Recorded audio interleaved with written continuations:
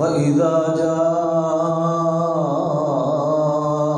الَّذِينَ يُؤْمِنُونَ بِآيَاتِنَا فَقُلْ سَلَامٌ عَلَيْكُمْ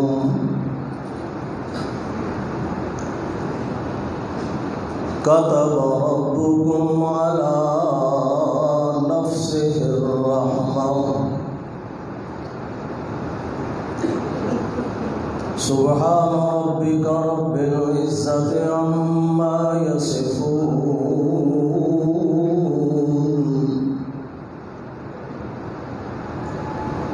وسلام على المرسلين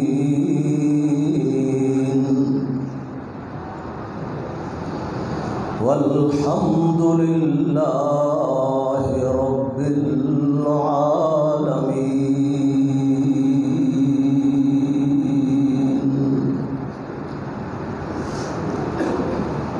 اللهم صل على محمد وعلى آل محمد كما صليت على إبراهيم وعلى آل إبراهيم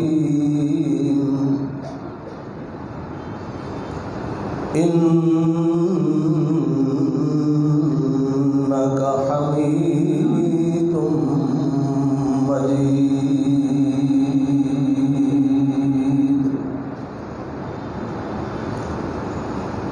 اللهم بارك على محمد وعلى آل محمد كما باركت على إبراهيم وعلى آل إبراهيم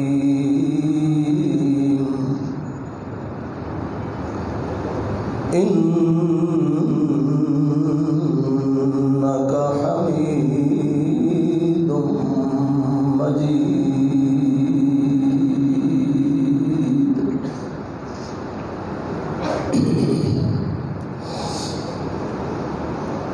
گرامی قدر حضرات، علماء کرام،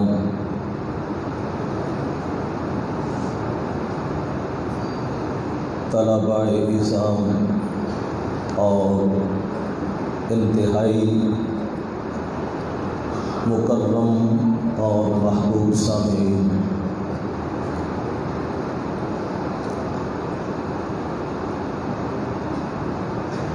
جمعیت اشاعت التوحید والسنہ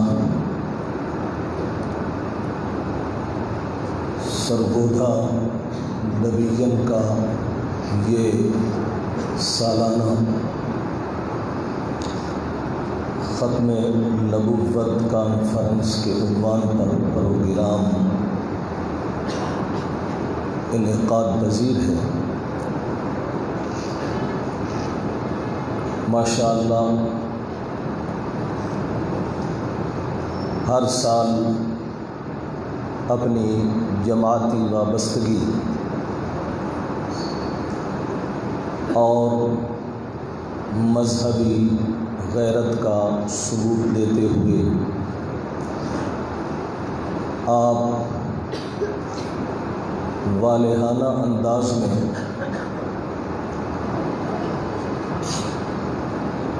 قرب و جوار سے بھی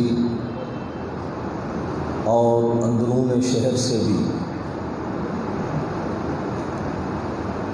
قافلوں کی شکل میں شرکت فرماتے ہیں. اللہ جل جلالہ آپ کی اس آمد کو، پھر یہاں بیٹھنے کو قبول فرمائے اور صحیح معنوں میں یہ وابستگی تا حیات اللہ نصیب رکھے۔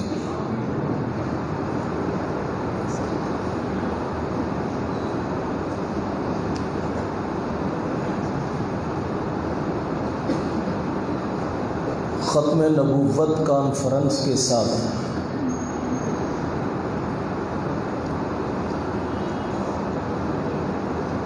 ایک لفظ کی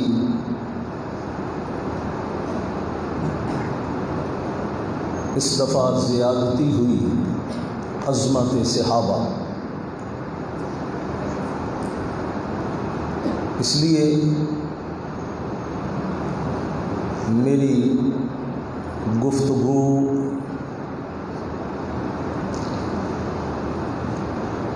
کچھ عظمت صحابہ پر بھی مشتمل ہوگی اور ساتھ ساتھ اس نقطے پر بھی کہ جس کی وجہ سے صحابہ کو عظمت ملی۔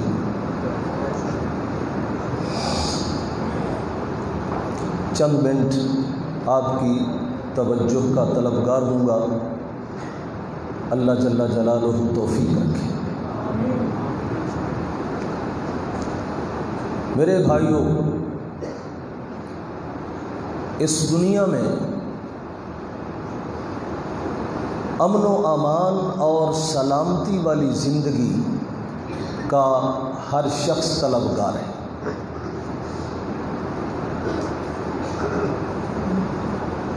یہ امن و امان اپنے ہم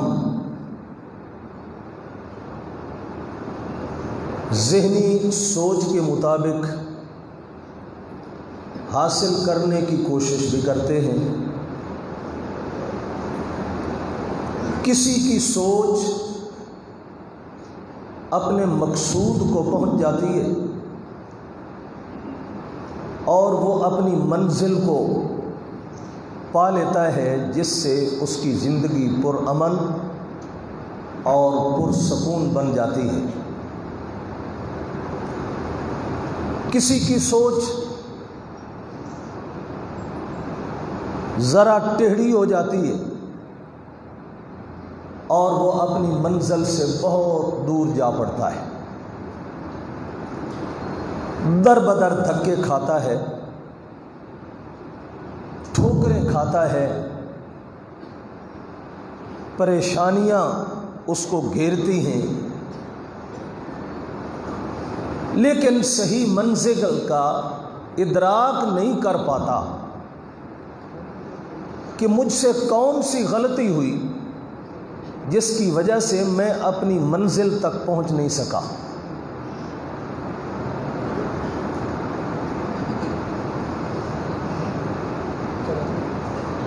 ایک جماعت اللہ رب العزت نے اپنے محبوب حضرت محمد مصطفیٰ صلی اللہ علیہ وسلم کی محنت سے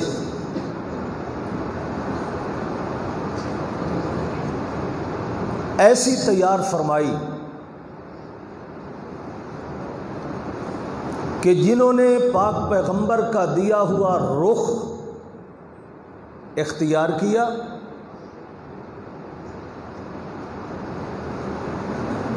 پھر اس رخ پر جب چل پڑے، ظاہر ہے مخالفتیں ہوتی ہیں،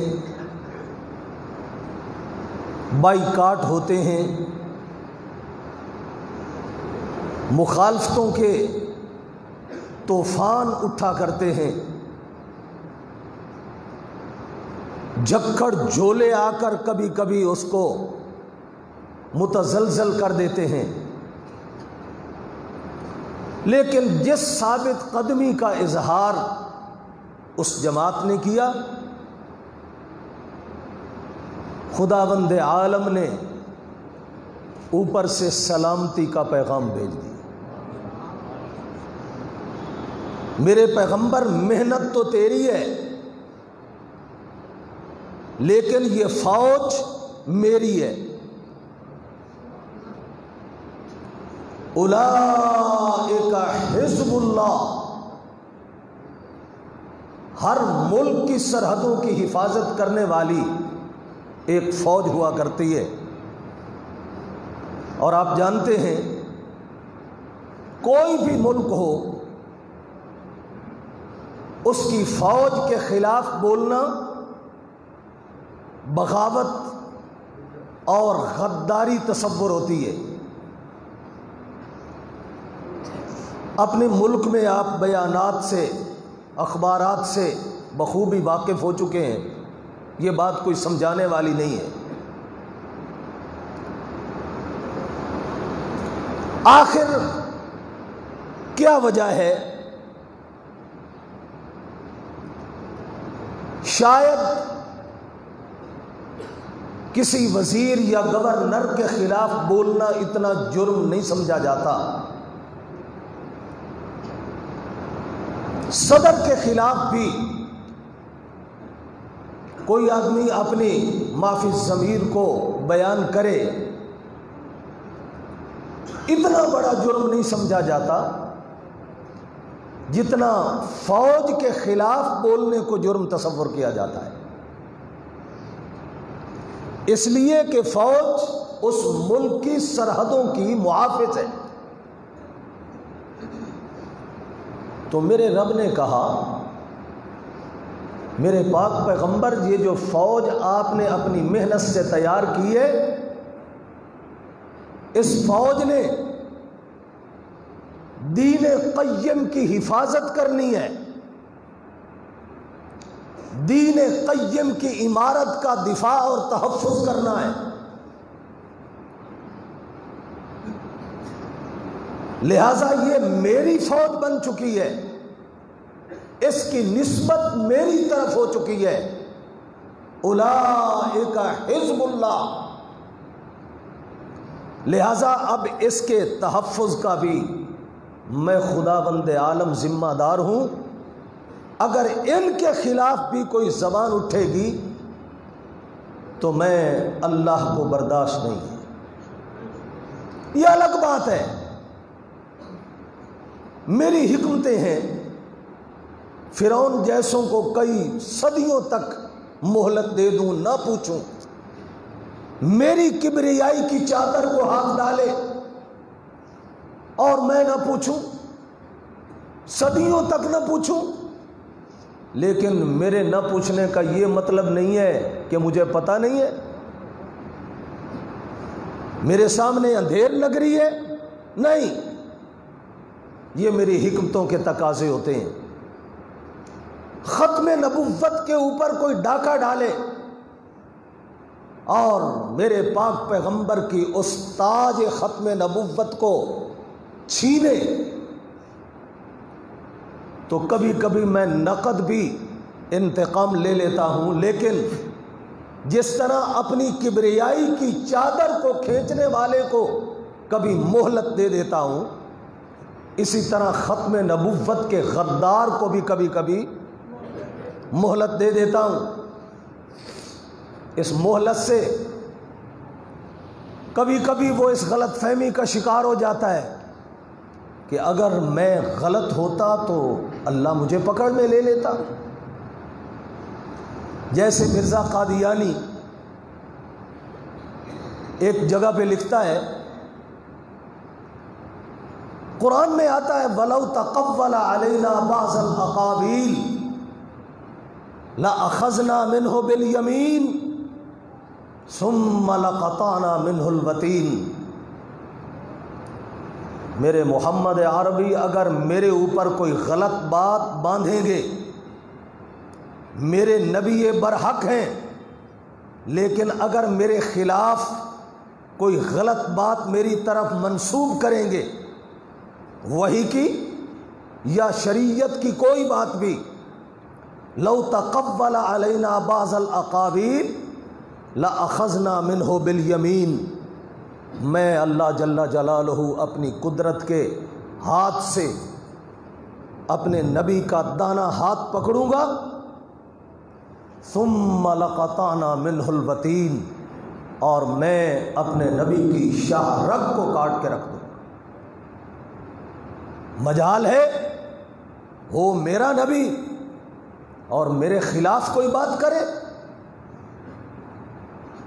اللہ نے نہیں پوچھا نا دنیا میں،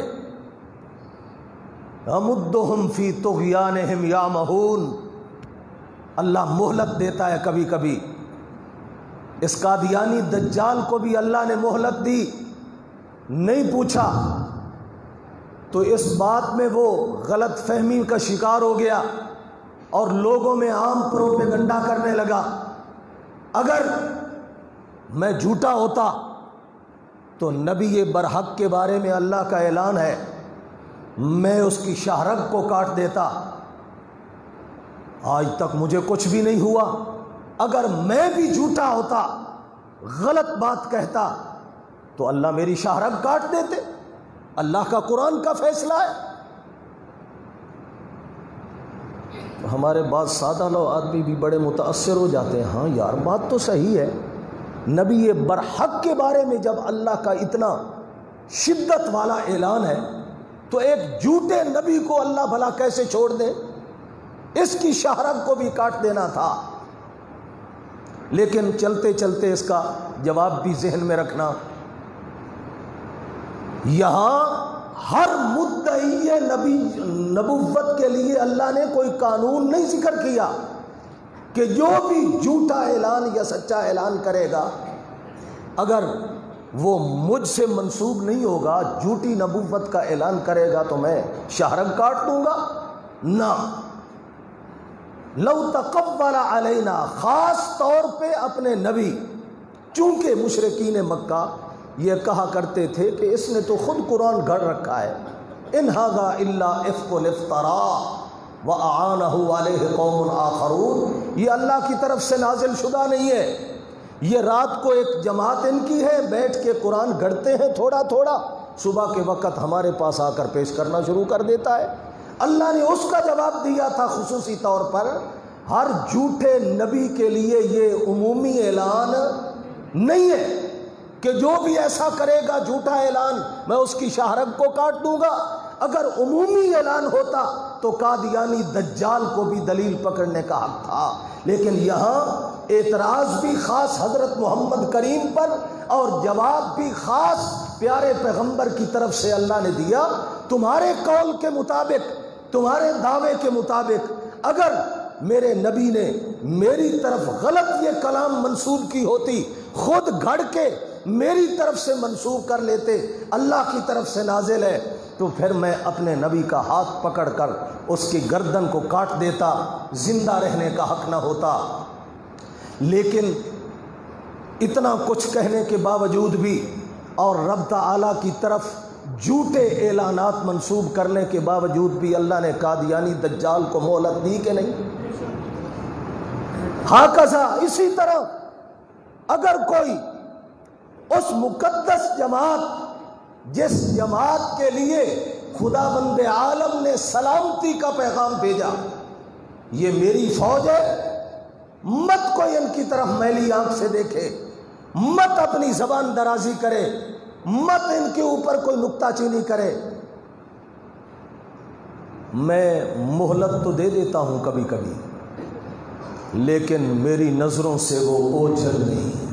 ان ربک لبالمرصاد، جیسے دشمن کے خلاف دشمن نے گھات لگائی ہوتی ہے، چھپ کے بیٹھتا ہے اور وار کرتا ہے، فرمایا میں رب نے بھی ان کے خلاف گھات میں بیٹھنے والے آدمی کی طرح وار کرنے کی انتظار میں ہوں، لیکن چونکہ میری طرف سے وار کا بھی ایک وقت مقرر ہے۔ کبھی کبھی وہ کہتے تھے فاتنا بما تعدنا ان کنت من الصادقین، تو جو سچا ہے اور بار بار دھمکیاں دیتا ہے ہمیں، مان لو میری بات کو ورنہ رگڑے جاؤ گے، کہاں ہے تیرا عذاب؟ کیوں نہیں آتا ہمارے اوپر عذاب اللہ کا؟ لیکن رب نے فرمایا میرے نبی ان کو کہہ دو قل انما العلم عند اللہ، اس کا فیصلہ میرے اللہ کے پاس ہے، علم بھی میرے اللہ کے پاس ہے، کب آئے گا، کس وقت آئے گا، کس شکل و صورت میں آئے گا، یہ وہی جانتا ہے، باقی اس کی مہلت سے غلط فائدہ نہیں اٹھانا۔ لہذا اگر کوئی صحابہ کے اوپر تنقید کرتا ہے اور غلط زبان استعمال کرتا ہے تو میرے رب نے بھی اس کا دفاع کیا اور میرے محبوب صلی اللہ علیہ وسلم نے بھی اس کا دفاع کیا۔ اذا جاءك الذين يؤمنون بآياتنا فقل سلام علیکم سلام علیکم۔ اے میرے پاک پیغمبر، جب آپ کے شاگردوں میں سے کوئی اعلیٰ شاگرد آ جائے، ابو بکر و عمر عثمان و علی جیسا، یا عربیوں میں سے کوئی ادنا شاگرد بھی آ جائے جس نے ایمان کی حالت میں آپ کے چہرے انور کی جھلک کو دیکھا، میں اعلان کرتا ہوں فقل سلام علیکم سلام علیکم، ان کو میری طرف سے سلامتی کا پیغام پہنچا دینا۔ تمہاری دنیا بھی پر امن، تمہارا سفر بھی پر امن، تمہارا حضر بھی پر امن، تمہاری شادی غمی بھی پر امن، تمہاری سیاست، تعلیم، عدالت، ہر شعبہ زندگی پر امن۔ فقل سلام علیکم، امن ہی امن، سلامتی ہی سلامتی میں اللہ نے تمہارے مقدر میں لکھ دی ہے، اور صرف دنیا کی سلامتی ہی نہ سمجھنا۔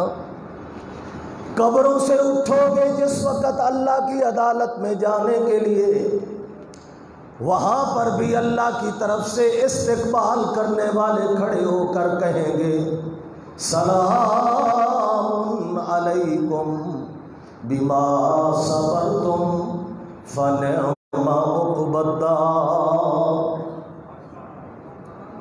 دنیا کی سلامتی کا پیغام بھی مل گیا، قیامت کے دن کے امن و امان کا پیغام بھی مل گیا۔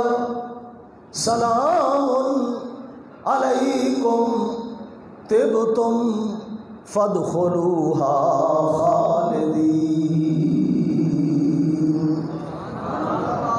اے پر امن ہو کر لا يحزنهم الفزع الاکبر وتتلقاهم الملائکہ، گھبراہٹ نام کی چیز ان کے قریب کوئی نہیں، پریشانی کوئی نہیں، بڑا پرسکون، اور ایسے جنت کی طرف بھاگیں گے یدخلهم الجنت عرفها لهم، جیسے پہلے کسی نے اپنی منزل دیکھی ہوئی ہو، پہلے سے اپنا گھر دیکھا ہوا ہو، ہر بندہ جا کر اپنے ہی دروازے پر داخل ہو کر اپنی ہی منزل کے اوپر پہنچ کر وہاں پر براجمان ہو کے ایسے بیٹھے گا جیسے یہیں سے گیا تھا اور واپس یہیں لوٹ آیا۔ دنیا کی بھی سلامتی مل گئی، قیامت کے دن کی بھی سلامتی اور امن کا پیغام مل گیا۔ اللہ کریم فرماتے ہیں مجھ سے پوچھو تو صحیح کہ میں نے یہ دنیا کی سلامتی کیوں دی، یہ میں نے آخرت کی سلامتی کیوں ان کی جھولی میں ڈال دی؟ کون سی ادا میرے رب کریم تیری تو تجھے پسند آئی ان صحابہ کی جماعت کی؟ اللہ کریم فرماتے ہیں میرے پاک پیغمبر، مجھے یہ ادا ان کی پسند آئی ہے کہ جو سبق میں نے آپ کو پڑھایا، توجہ، جو سبق میں نے آپ کو پڑھایا، جو وظیفہ میں نے آپ کو سکھلایا، ہر مشکل کے اندر یہ وظیفہ اپنا جاری ساری رکھنا ہے، اس وظیفے کی پابندی کرنی ہے۔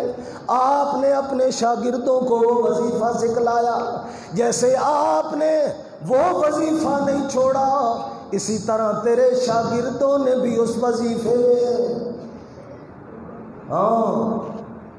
یہ ادا مجھے تیرے یاروں کی پسند آئی، جس ادا کی بدولت میں نے ان کو دنیا میں بھی سلامتی کا پیغام دے دیا اور آخرت کے اندر بھی سلامتی کا پیغام دیا۔ اللہ نے اپنے نبی کو کون سا پیغام دیا تھا، کون سا وظیفہ سکھلایا تھا، جس وظیفے کی بنا پر نبی کی پریشانیاں دور، اور نبی نے وہ وظیفہ صحابہ کو سکھلایا تو صحابہ نے بھی اسی وظیفے کا ورد جاری رکھا، جس کی وجہ سے ان کی پریشانیاں بھی اللہ نے دور فرما دی۔ اللہ کے پاک نبی چونکہ بار بار اعلان کرتے تھے، لوگو لا اسألکم علیہ اجرا، اور میں تم سے مال نہیں مانگتا، میں تم سے جائیدادیں نہیں مانگتا، میں تم سے ریاست نہیں مانگتا، صدارتیں نہیں مانگتا، رشتوں کی طلب نہیں ہے، ایک ہی میری دل کی طرف ہے، الا من شاء ان یتخذ الی ربہ سبیلا۔ میری بات سن لو، میری بات کو مان لو، میری بات کو تسلیم کر لو، لیکن جب لوگ اس قدر اخلاص والی دعوت کو بھی ٹھکرانے لگے، پیغمبر کے دل کو تکلیف پہنچی، میرے رب نے بھی اوپر سے مرہم پٹی کی، میرے پیغمبر لعلک باخع نفسک اللہ یکونوا مومنین، یہ جو آپ کی بات نہیں مانتے، آپ کا مطالبہ مال کا نہیں، جائیداد کا نہیں، سیاست میں چمکنے کا نہیں، اور کوئی دنیاوی مطالبہ نہیں ہے، لیکن پھر بھی نہیں مانتے، ممکن ہے کہ آپ غم لگا کر اپنے دل کو پریشانی لگا کر کہیں اپنے آپ کو ہلاک ہی نہ کر بیٹھے، اپنے آپ کو پریشان اتنا نہ کریں کہ جس سے آپ کی زندگی ہی ختم ہو کے رہ جائے۔ ہم اس کا وظیفہ آپ کو بتلاتے ہیں، ان تولوا فقل حسبی اللہ، ان تولوا فقل حسبی اللہ، اگر یہ آپ کی بات نہیں مانتے، ٹھکرا رہے ہیں، تو پھر ایسا کرو، ہر وقت زبان پہ یہ وظیفہ جاری رکھو، مجھے اللہ کافی، مجھے اللہ کی ذات کافی ہے۔ میرے نبی یہ وظیفہ میں نے آپ کو سکھلایا، یہی وظیفہ آپ نے اپنے شاگردوں کو سکھلایا، آپ نے بھی اس وظیفہ کو کرنے کا حق ادا کر دیا، اور تیرے یاروں نے بھی اس وظیفہ پر عمل پیرا ہونے کا حق ادا کر دیا، تو میں کیوں نہ سلامتی کا پیغام دوں؟ اسی بات میں تو سلامتی ہے۔ اللہ اکبر، توجہ کرنا، ایک جگہ پہ اللہ نے مثال بیان فرمائی مومن اور موحد کی، وہاں پر بھی لفظ سلامتی کا ہے۔ ضرب اللہ مثلا رجلا فیہ شرکاء متشاکسون ورجلا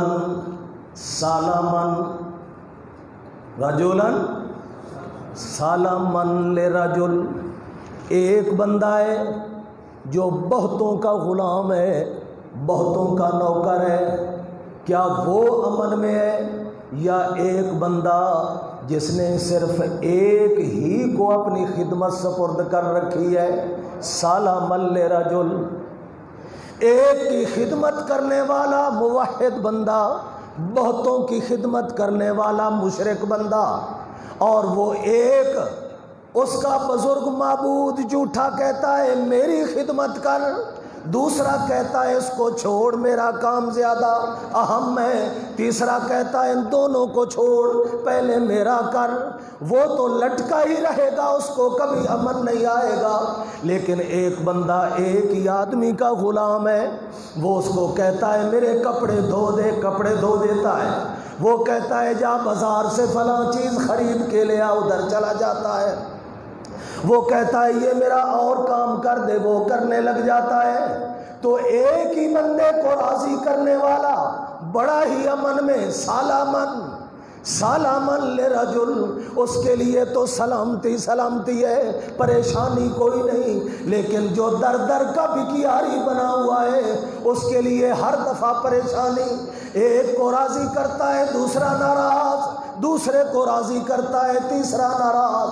فرمایا میرے پیغمبر جس طرح میں نے آپ کو وظیفہ سکھلایا، حسبی اللہ، میرے پیغمبر یہی کہو مجھے اللہ کی ذات کافی ہے، اللہ تو میری پریشانیوں کو دور کر، تو میری تمام کی تمام دھڑکنے دل کی ختم کر دے، میرے دل کو سکون اور اطمینان نصیب فرما دے۔ جو آپ نے وظیفہ جاری رکھا، آپ نے اپنے شاگردوں کو بھی یہی وظیفہ سکھلایا، اور اسی وظیفے کو انہوں نے جاری کیا اپنی زبان کے اوپر۔ جس وقت بھی ان کو کوئی پریشانی آتی کیا کہتے ہیں؟ حسبنا اللہ، حسبنا اللہ، حسبنا اللہ، اللہ کی ذات ہمیں کافی ہے اور کسی کی ہمیں ضرورت کوئی نہیں۔ میرے پیغمبر ہیں تو آپ بھی زندہ موجود ان کے اندر، لیکن پریشانی کے وقت میں آپ کو بھی نہیں کہتے کہ ہمیں محمد مصطفیٰ کافی ہے، نا نا نا نا۔ پیغمبر کی ادا یہ تھی کہ جس ذات کے سامنے ہر دکھ سکھ میں میں نے اپنی پیشانی کو جھکایا، میں نے اپنے ہاتھ کھڑے کیے، میں نے اپنی جھولی اس کے سامنے پھیلائی۔ میرے ساتھیوں، میری سنت کے عمل پر کرنا، لقد کان لکم فی رسول اللہ اسوۃ حسنہ۔ اس طرح تمہیں بھی جب کوئی دکھ آئے، مرض آئے، پریشانی آئے، کوئی سفر و حضر کی صحبت آ جائے، ہر وقت کے اندر تم نے بھی کس کا دروازہ کھٹکھٹانا ہے؟ اللہ جل جلالہ کا۔ میرے پاک پیغمبر تیرے یاروں کی یہ ادا مجھے اتنی پسند آئی ہے، جس کی وجہ سے میں کیوں نہ اعلان کروں، سلام علیکم، سلام علیکم، شاباش شاباش میرے پیغمبر کے یارو، حق ادا کر دیا تم نے پیغمبر کی سنت پہ عمل کرنے کا، پیغمبر کی سیرت اپنانے کا، پیغمبر کا وظیفہ یاد رکھنے کا، اس پر عمل کرنے کا۔ دنیا کے اندر بھی سلامتی کا پیغام ہے، اور کل قیامت کے دن بھی لوگ پریشان ہوں گے، لوگ ہوش حواس اڑے ہوئے ہوں گے، پتہ نہیں آج ہمارا کیا حال بنتا ہے، لیکن اس وقت بھی میرے نبی تیرے یاروں کو تو میں پیغام سلامتی کے پہنچاؤں گا، سلام علیکم، سلام علیکم، سلام علیکم۔ کس طریقے سے یاد رکھا، اس پر ایک مثال سنو۔ غزوہ احد میں ابو سفیان جو کفار کی طرف سے کمانڈر تھا، ابھی مسلمان نہیں ہوا تھا، اللہ جل جلالہ نے بعد کے اندر فتح مکہ کے موقع پر اسلام کی دولت سے نوازا، اور ماشاءاللہ خوب اچھے مسلمان ثابت ہوئے، غزوات میں حصہ لیا، کافروں کے خلاف جہادات کیے وغیرہ وغیرہ۔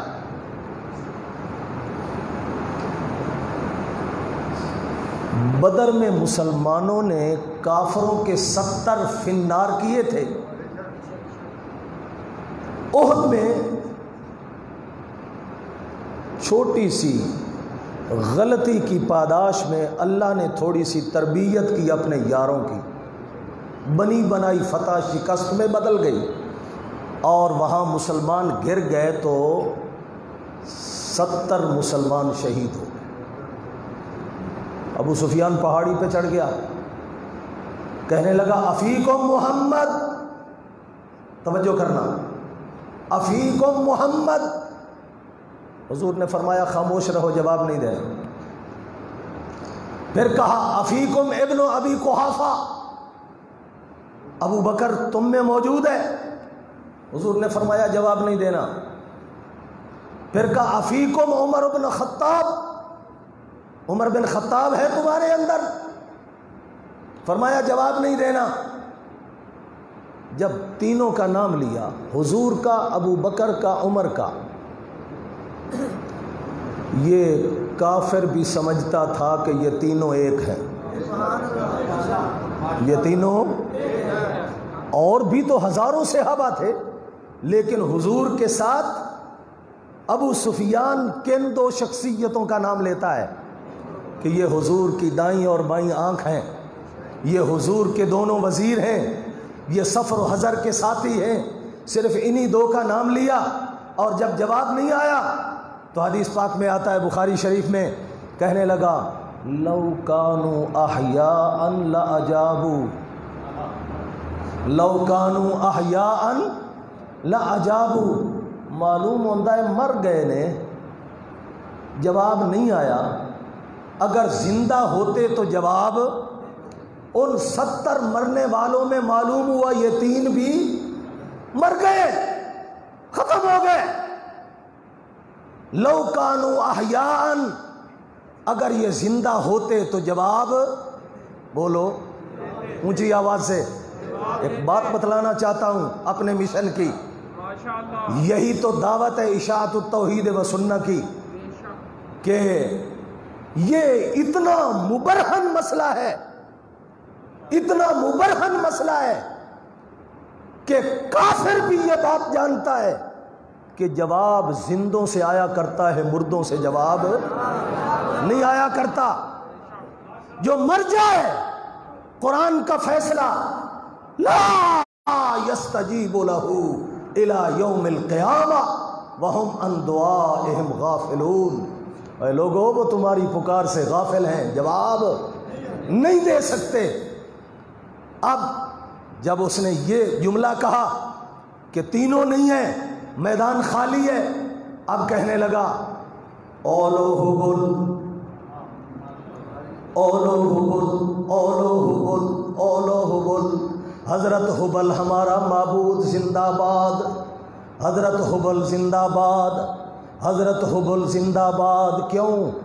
آج اس نے ہماری لاج رکھ لی، ہماری بدر میں جو ہمارے مارے گئے تھے، آج اس نے ہماری مدد کی، ہماری لاج رکھ لی، ہم نے بدلہ ان 70 کا چکا دیا۔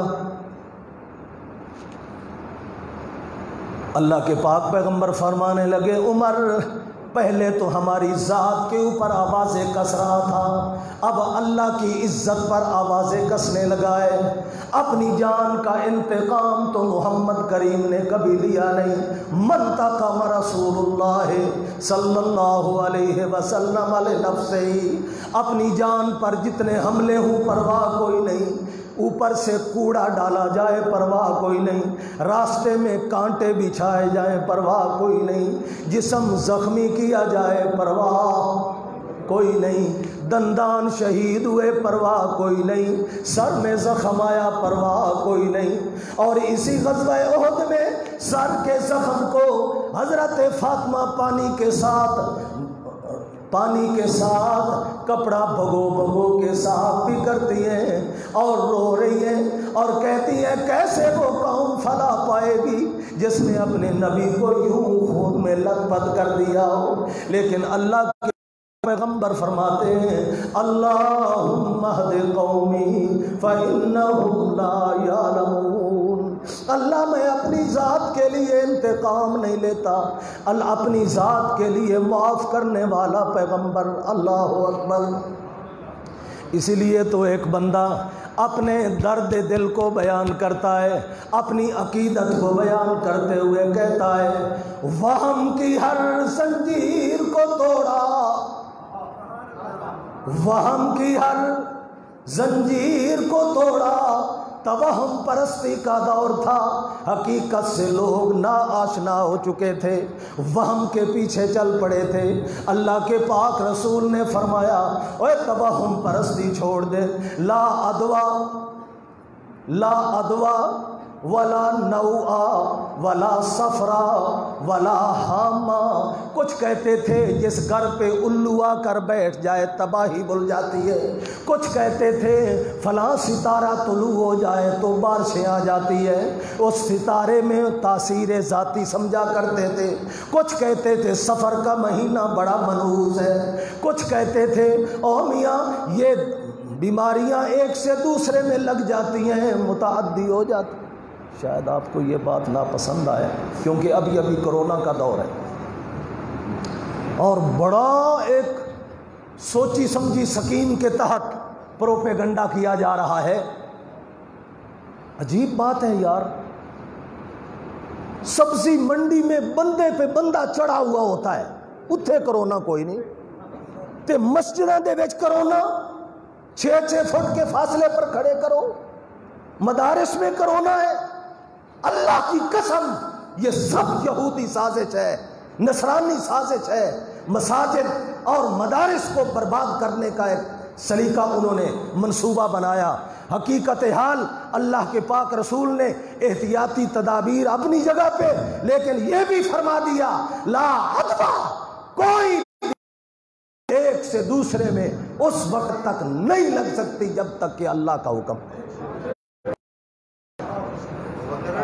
ہاں ایک صحابی کو وہم پڑا، اشکال شاگرد کو پڑھ سکتے ہیں نا، یا رسول اللہ ہمارے اونٹ ہیں، اونٹوں میں خارشتی اونٹ ہوتے ہیں، خارش کی بیماری لگ جاتی ہے، اس خارشتی اونٹ کے ساتھ ایک دوسرا آ کر اپنے جسم کو رگڑتا ہے، اس سے دوسرے کو خارش لگ جاتی ہے، اس کے ساتھ تیسرا صحیح تندرست اونٹ وہ آ کر جسم رگڑتا ہے، اس کو خارش لگ جاتی ہے۔ آپ فرما رہے ہیں لا عدوہ، یہ توہم پرستی ہے، یہ وہم ہے، اس کی حقیقت کوئی نہیں، سمجھ نہیں آ رہی۔ اللہ کے پاک رسول سے بڑھ کر معلم کون ہو سکتا ہے؟ سبحان اللہ العظیم۔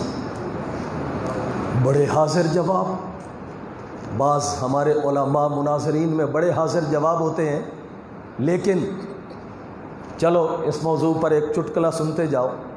لندن میں مناظرہ ہو رہا تھا قادیانیت پر، ہمارے مسلمان مناظر پر مرزائی مناظر نے سوال کیا، دیکھو ہمارا نظم و ضبط، ہمارا نظم و ضبط کتنا ہے، تمام ملکوں کے اندر ہمارا جال بچھا ہوا ہے، کیا اسلامی ممالک کیا غیر مسلم ممالک، ہماری دعوت چل رہی ہے بڑے نظم کے ساتھ، ہمیں اپنے ایک ایک رکن کا پتہ ہے اور ایک ایک ہمارے نظریات سے جو متفق ہے اس کا پتہ ہے، کس حال میں ہے، مر رہا ہے، جی رہا ہے، غربت میں ہے، عمارت میں ہے، تونگری میں ہے، صحت میں ہے، کس حال کے اندر ہے، تم بتا سکتے ہو، تمہیں اپنے لوگوں کا پتہ ہو، نظم و ضبط دکھلا سکتے ہو۔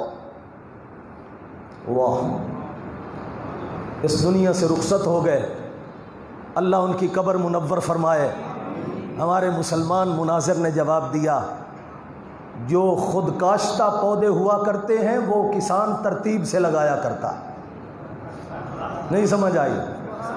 چونکہ یہ قادیانی خود کہتا ہے میں انگریز حکومت کا خود کاشتہ پودا ہوں، اس کی کتابوں میں یہ عبارت موجود ہے، میں انگریز حکومت کا خود کاشتہ پودا ہوں۔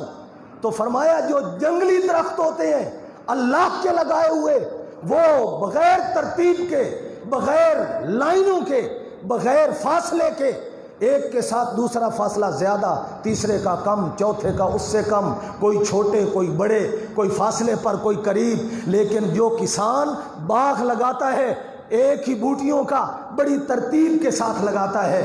تو ہمارے مسلمان مناظر کا جواب اللہ اکبر، اللہ ذہن میں ڈالتا ہے نا، کہا جو خود کاشتہ پودے ہوتے ہیں وہ تو اسی طرح بڑے نظم و ضبط کے ساتھ چلتے ہیں، لیکن جو اللہ کے لگائے ہوئے ہوتے ہیں ان میں نظم نہیں ہوا کرتے۔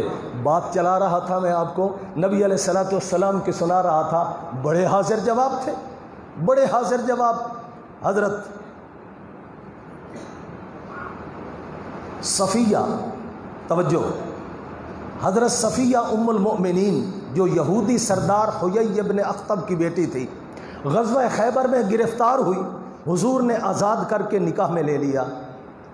اب باقی ساری ازواج مطہرات قریش خاندان کی، بڑے اونچے خاندان کی، اور یہ یہودی خاندان سے آئی تھیں، اور سوکڑوں دے وچ کچھ نہ کچھ رقابت تے ہے نا، معصوم تے نبی دی ذات ہے، ازواج یا معصوم نہیں ہے، محفوظ ضرور ہے، لیکن عصمت یہ خاصہ صرف نبوت کا ہے۔ تو سونکڑوں میں آپس میں بیٹھے بات چلتی تو حضرت صفیہ کو کہتی، او یہودن، کیا کہتی؟ تو یہودن برداشت کرتی رہیں، آخر انسان کب تک برداشت کرتا ہے؟ ایک دن حضور کو شکایت لگا، یا رسول اللہ بہت صبر کیا، پر یہ جب بھی مجھے دیکھتی ہیں یہودن یہودن یہودن کہتی ہیں۔ حضور نے فرمایا میں تجھے ایک جواب سکھلاتا ہوں، وہ آئی ہیں تو یہ جواب دینا کہ تمہارا رشتہ ایک نبی حضرت محمد کے ساتھ ہے، اس کی بیویاں ہو، رشتہ 3 پیغمبروں کے ساتھ ہے۔ نبی محمد میرا زوج اور خامند، موسیٰ میرا والد، اور عیسیٰ حضرت ہارون میرا چچا۔ لاؤ کسی تم میں سے کسی کا رشتہ 3 پیغمبروں سے یا 2 سے بھی ہو، میرا رشتہ 3 نبیوں سے، تمہارا رشتہ صرف ایک نبی سے۔ یہ جواب دیا اور آج پھر وہ بات دوسری دفعہ آئے تو حضور بڑے حاضر جواب تھے۔ اس پر احادیث میں بہت مثالیں موجود ہیں، لیکن میں آپ کو اپنے مقصد کی طرف لاتا ہوں۔ جب صحابی نے یہ سوال کیا، یا رسول اللہ آپ کہتے ہیں ایک مرض سے دوسری مرض نہیں پھوٹتی، کوئی مرض متعدی نہیں ہے، اللہ کے حکم سے لگتی ہے۔ لوگوں میں تھا جو جذام کی بیماری ہے، جذام کی بیماری، کوڑ کی بیماری جس کو کہتے ہو، یہ ایک سے دوسرے میں لگ جاتی ہے۔ ابو داؤد شریف میں حدیث ہے، نبی پاک صلی اللہ علیہ وسلم نے ایک مجذوم جذام والے کو پکڑا، کھانا کھا رہے تھے، آپ نے اپنے ساتھ بٹھایا، فرمایا کل ثقۃ باللہ وتوکل علیہ، اللہ پر بھروسہ کر کے میرے ساتھ مل بیٹھ کے کھانا کھا، تاکہ ان لوگوں کے وہم پرستی کو میں ختم کرنا چاہتا ہوں جو کہتے ہیں جذام ایک سے دوسرے میں لگ جاتی ہے۔ کوئی چیز بھی اللہ کی اجازت کے بغیر۔ حضور نے کیا جواب دیا؟ آپ نے فرمایا بتاؤ من اجرب الاول، پہلے اونٹ کو جو خارش کی بیماری لگی تھی کہاں سے لگی تھی؟ پہلے اونٹ کو جب یہ بیماری شروع ہوئی اس وقت کس سے لگی تھی؟ جس مالک نے اس کو لگائی، اسی مالک کی مرضی ہو تو آگے لگ سکتی ہے، اس کی مرضی نہ ہو تو ایک پتا بھی زمین پر نہیں گر سکتی۔ اللہ اکبر۔ عرض کر رہا تھا وہم کی ہر زنجیر کو توڑا، لا ادوا ولا نوا ولا صفرا ولا حاما، یہ سارے توہمات کی کلی کر دی، توہمات پر جھاڑو پھیر دیا اللہ کے پاک پیغمبر نے۔ وہم کی ہر زنجیر کو توڑا، رشتہ ایک خدا سے جوڑا، کر دی شرک کی محفل پر ہم صلی اللہ علیہ وسلم۔ راہ پہ کانٹے جس نے بچھائے، راہ پہ کانٹے جس نے بچھائے، گالیاں دی پتھر برسائے۔ راہ پہ کانٹے جس نے بچھائے، گالیاں دی پتھر برسائے، اس پہ چھڑکی پیار کی شبنم صلی اللہ علیہ وسلم۔ ما ارسلناک الا رحمۃ للعالمین۔ بات چلی تھی، ابو سفیان کہتا ہے لو کانوا احیاء لاجابوا، اگر زندہ ہوتے تو جواب دیتے۔ اچھا آج مجھے موقع مل گیا، محمد بھی ختم ہو گیا صلی اللہ علیہ وسلم، ابو بکر کا نام و نشان بھی مٹ گیا، عمر کا نام و نشان بھی مٹ گیا، اب میرا نعرہ گونجے گا یہاں احد کی پہاڑیوں میں، کہنے لگا اولو حبل، اولو حبل، حبل زندہ باد۔ اللہ کے پیارے رسول نے جواب دیا، یہیں سے بات شروع ہوئی تھی، پاک پیغمبر بڑے حاضر جواب تھے۔ یا رسول اللہ کیا جواب دوں؟ آپ نے فرمایا کہو اللہ اعلی و اجل، اللہ اعلی و اجل، اللہ اعلی و اجل، اللہ ہی بہت بلندیوں والا، اور تو حبل کے حصے میں بلندیوں کو ڈال رہا ہے، اولو بھی علو سے، اعلیٰ بھی علو سے۔ اے مشرکا ایسی بات نہ کر، جو خاصہ میرے اللہ کا ہے وہ خاصہ تو غیروں کے اوپر تقسیم ہاں توحید کا یہی نقطہ ہے. جو صفات الوہیت میرے اللہ کی ہیں وہ کسی ناری پر، کسی نوری پر، کسی خاکی پر، کسی چھوٹے پر، بڑے پر، جن پر، فرشتے پر، نبی پر، غوث کتب ابدال پر، کسی چھوٹے بڑے کے اوپر وہ صفت نہیں لگائی جا سکتی. تو کہہ رہا ہے اولو حبل، نہیں، حبل کے حق میں اولو کی بات نہ کر. علو اور بلندیوں والی ذات کون ہے؟ اللہ اعلی و اجل. پھر وہ بولا لنا عزا ولا عزا لکم، ہمارے لیے عزا ہے، تمہارے لیے عزا نام کا معبود کوئی نہیں ہے. اللہ کے پاک رسول نے فرمایا جواب دے عمر. کیا جواب دوں یا رسول اللہ؟ فرمایا جواب دو لنا مولا ولا مولا لکم، ہمارے لیے دو جہان کی ساری باغ ڈور ہاتھ میں رکھنے والا شہنشاہ مطلق ہے، تمہارے ہاتھ میں کون ہے؟ کل من علیہا فان وَيَبْقَى وَجْهُ رَبِّكَ ذُو الْجَلَالِ وَالْإِكْرَامِ. عزا کے حق میں بھی فنا ہے، حبل کے حق میں فنا ہے، لات کے حصے میں فنا ہے، منات کے حصے میں فنا ہے، عزا کے حصے میں فنا ہے، 1.25 لاکھ نبیوں کے حصے میں فنا ہے، غوث کتب ابدالوں کے حصے میں فنا ہے، حتیٰ کہ سب فرشتوں کے حصے میں بھی فنا ہے. بقا کس کے لیے؟ کل من علیہا فان وَيَبْقَى وَجْهُ رَبِّكَ ذُو الجلال والاکرام. جواب مل گیا. اب کہنے لگا، تھوڑا سا حوصلہ بڑا تھا نا 70 بندے مار کے، کہنے لگا مزہ نہیں آیا. 70 دے 70 نال برابری تے ہو گئی، پر یہ برابری بدر میں ہوتی تو زیادہ مزہ آتا. بدر میں تم نے ہمارے 70 مارے تھے، اسی جگہ پر یہ ہم مارتے اور لطف ہوتا. ہمت ہے تو اگلے سال اسی تاریخ کو بدر میں آؤ گے. اللہ کے پیغمبر نے فرمایا تیار ہے. وہ سمجھ رہا تھا شاید 70 لاشیں اٹھائیں گے، حوصلے پست ہو چکے ہوں گے، لیکن اللہ کے پیغمبر کا وظیفہ کیا تھا؟ حسبی اللہ، حسبی اللہ. یہ جو بھی حالات آتے ہیں یہ کہاں سے آتے ہیں؟ اللہ کی طرف سے. ما تسقط من ورقۃ الا یعلمها ولا حبۃ فی ظلمات الارض ولا رطب ولا یابس الا فی کتاب مبین. اس کی مرضی نہ ہو تو درخت کا پتا بھی نہیں گر سکتا. فرمایا تیار ہیں. سال گزر گیا، اب وہ دن آ گئے قریب. ابو سفیان کے دل میں اللہ نے روب ڈال دیا. اس نے کہا لاٹھی بھی بچ جاوے تے سب بھی مر جاوے. چند بندوں کو تیار کیا، جاؤ مدینے کے اندر پروپیگنڈا کرو، تمہیں انعام دوں گا اگر مہم میں کامیاب ہو گئے. کیا انعام؟ اونٹ دوں گا اور بہت سارے نقدی دوں گا. ذمہ کیا ہے ہمارے؟ کام کیا ہے؟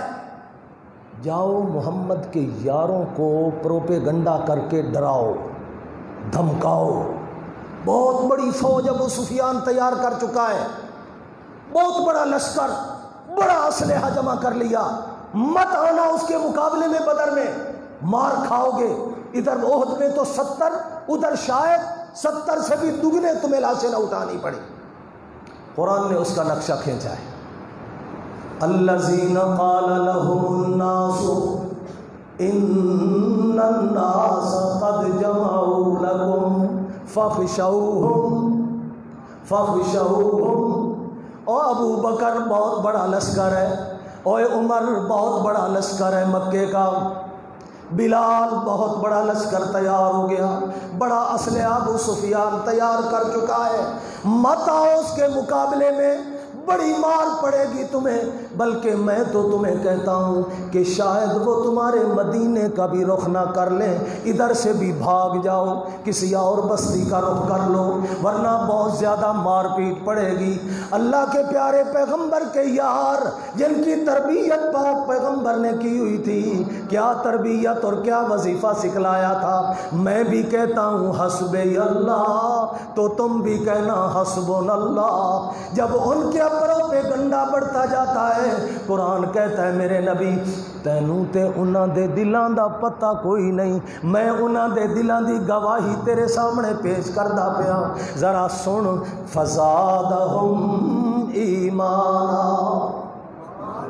ادھر ادھر سے دھمکیاں آتی ہیں، ادھر سے پروپیگنڈے آتے ہیں، ادھر سے ایمان میں اور اضافہ ہوتا ہے، ادھر سے ایمان اور زیادہ رونق میں آ جاتا ہے، ادھر سے ایمان کے اندر اور رونقیں آ جاتی ہیں، اور زبان کے اوپر وہ رونق دل کی طمانینت کا اظہار ان لفظوں سے کرتے ہیں تیرے یار، قالوا حسبنا اللہ ونعم الوکیل۔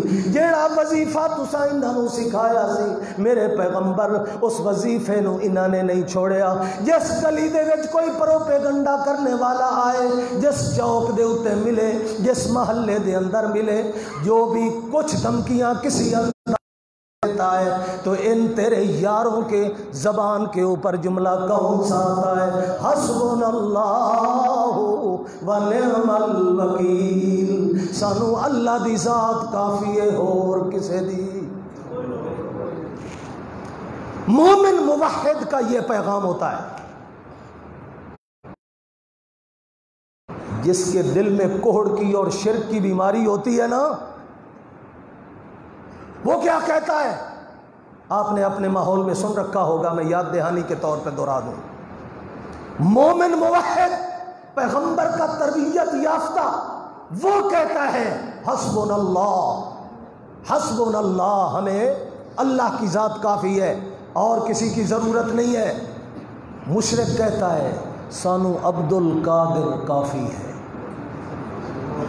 سانو عبد القادر کافی ہے، سانو ہور کسے دی لوڑ نہیں، سانو بغداد دیاں کلیاں کافی نے، سانو جنت دی کوئی لوڑ، لا حول ولا قوت الا باللہ۔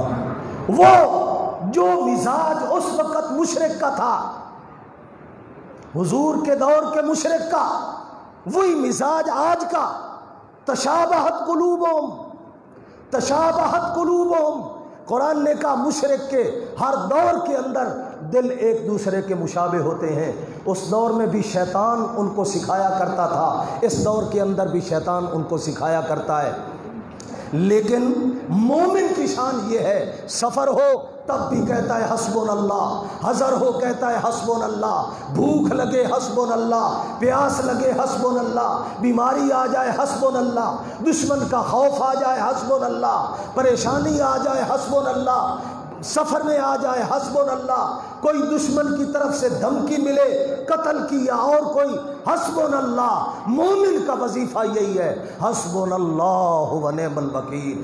میرے پیغمبر آپ کے یاروں نے جب اس وظیفے کو خوب اپنایا، خوب اس کا ورد جاری کیا، تو میں پھر کیوں نہ کہوں سلام علیکم، سلام علیکم، شاباش شاباش میرے پیغمبر کے یارو، حق ادا کر دیا تم نے اس وظیفے کو یاد رکھنے کا، لہٰذا اب میں تمہیں دنیا آخرت میں امن و امان کی گارنٹی دیتا ہوں۔ میرے پیغمبر دنیا میں تو توجہ، دنیا میں تو تیرے ساتھ میری بات ہوگی براہ راست، کسی امتی کے ساتھ میری براہ راست بات نہیں ہو سکتی، فقل سلام علیکم، میری طرف سے آپ سلامتی کا پیغام پہنچاؤ، اور قیامت کے دن میں نے ان کو اپنا آپ دکھانا بھی ہے اور بالمشافہ کلام بھی کرنی ہے۔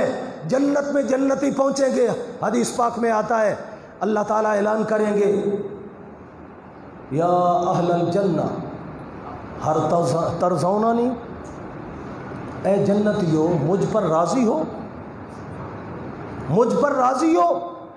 جنتی کہیں گے یا اللہ ساری جنت ہمارے حوالے کر دی، ابھی تک ہم راضی نہ ہوں تو کیوں نہ ہوں۔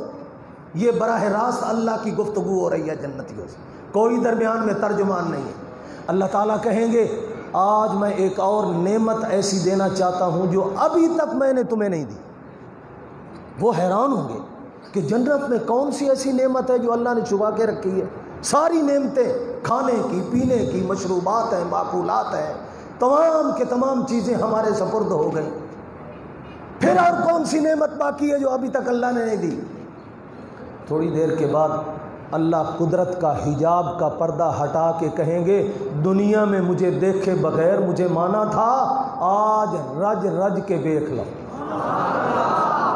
دنیا میں الذین یؤمنون بالغیب پہ عمل کیا تھا. کیوں؟ لا تدرکہ الابصار وہو یدرک الابصار. دنیا کی کوئی آنکھ مجھے دیکھ نہیں سکتی تھی، اس لیے دنیا میں میں بالمشافہ تمہارے سامنے نہیں آیا، بلکہ جنہوں نے اس کا سوال کیا ان پر بھی کڑک آئی میری طرف سے. اخذتہم الصاعقۃ وہم ینظرون. لیکن آج میں اپنا دیدار کروا کے وجوہ یومئذ ناظرۃ الی ربها ناظرہ، اس اپنے وعدے کی تصدیق اور تائید تمہارے سامنے پیش کرتا ہوں. لہذا آج دنیا میں بالمشافہ میں تم سے کہوں گا، دنیا میں نبی کے واسطے سے سلامتی کا پیغام پہنچایا تھا، آج میں بالمشافہ تمہیں یہ پیغام پہنچا رہا ہوں، سلام علیکم طبتم فادخلوها خالدین. اللہ عمل کی توفیق عطا فرمائے. آخر دعوانا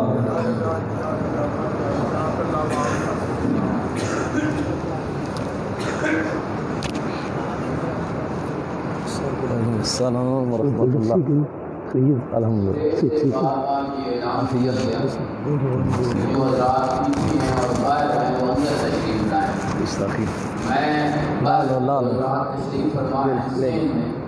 اگر آپ گھر سے اتنا سفر کر کے یہاں آئے ہیں تو اس کی اور تقریب کریں اور یہ کا قبول کریں. باہر والے حضرات اندر تشریف لائیں، جلد از جلد اندر تشریف لائیں تاکہ باقاعدہ آگے کارروائی کا آغاز ہو. آپ سب حضرات سے گزارش ہے